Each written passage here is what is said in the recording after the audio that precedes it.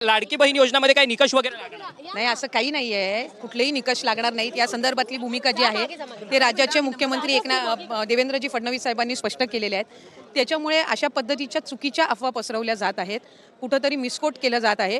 आणि आज जी ही योजना गेल्या 5-6 महिन्यापासून आम्ही राबवत आहोत, चांगल्या पद्धतीने ही योजना राबवली जाते आणि राज्यातील 2,35,00,000पेक्षा अधिक महिलांना आज या योजनेचा लाभ मिळतोय. परंतु ज्यांच्याकडे गाडी आहेत, ज्यांच्याकडे फ्रीज आहेत, टीव्ही आहेत, अशा महिलांना या संपूर्ण योजनेचा लाभ होणार नाही अशा पद्धतीच्या बातम्या प्रसारित होतात आहेत. तथ्य तर तुम्ही म्हणत नाहीयेत, परंतु यदा कदाचित पुढच्या भविष्यकाळात अशा पद्धतीचा विचार जो आहे तो राज्य सरकार करणार का?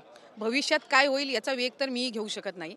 आपण कागदपत्रांवर आणि GR आणि शासन निर्णयांवर विश्वास ठेवला पाहिजे. अशा पद्धतीचा कुठेही लेखी आदेश, शासन निर्णय, कुठं सर्क्युलर आलेला आहे का? नाही. तर अशा पद्धतीनं विनाकारण महिलांमध्ये संभ्रम निर्माण केला जातोय, याच्यामध्ये काहीही तथ्य नाही. परंतु आलेल्या ज्या बातम्या वृत्तपत्रात प्रसारित होतात त्या संदर्भात खुलासा वगैरे काही होणार आहे की नाही? कारण की सामान्य नागरिकांमध्ये, महिलांमध्ये या संदर्भातलं संभ्रमाचं वातावरण आहे. आता तुम्ही आहे ना, तुमच्या माध्यमातूनच मी खुलासा केलेला आहे.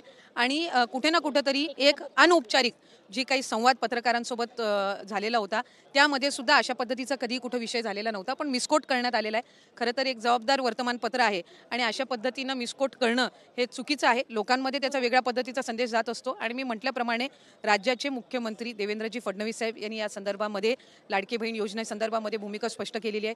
उपमुख्यमंत्री एकनाथजी शिंदे साहेबांनी केलेली आहे. उपमुख्यमंत्री अजितदादांनी केलेली आहे. कुठलाही आमदार, आज मी आमदार म्हणून आहे किंवा माझ्या व्यतिरिक्त इतर जे आमदार असतील, कोणालाही सध्याच्या परिस्थितीमध्ये कुठल्या शासकीय योजनेमध्ये कशा पद्धतीनं काय होणार हा बोलण्याचा नैतिक अधिकार नाहीये. तो राज्याचे मुख्यमंत्री आणि दोन्ही उपमुख्यमंत्र्यांना भविष्याचा लाभ मिळाला.